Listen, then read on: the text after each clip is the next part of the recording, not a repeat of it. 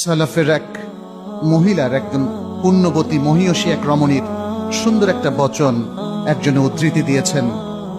তার স্বামী যখন রিজিকের সন্ধানে ঘর থেকে বের হচ্ছিল ইনকামের জন্য, পরিবার চালনার উদ্দেশ্যে, তিনি তখন তার স্বামীকে বলেছিলেন, তুমি হালাল ছাড়া ইনকাম করো না, তুমি হালাল ছাড়া ইনকাম করো না, কারণ আমরা অভুক্ত থাকলেও সবর করতে পারবো, কিন্তু জাহান্নামের আগুনের উপর আমরা সবর করতে পারবো না। ইয়া সালাম, কি চমৎকার উক্তি, কি মহিয়সী এ রমণী তার স্বামীকে শাসন করছেন মমতা দিয়ে, ভালোবাসা দিয়ে এবং চমৎকার একটি নির্দেশনা দিয়ে। আর উদাহরণটা হৃদয় ছুঁয়ে যায়, তাই না? উদাহরণটা কি বললেন?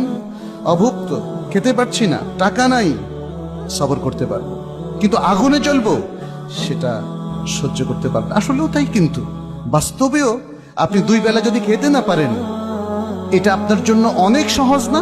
আগুনে আপনি পুড়ে পুড়ে মরবেন, তার চাইতে অনেক সহজ। আমাদের এ থেকে শিক্ষা নেওয়া প্রয়োজন।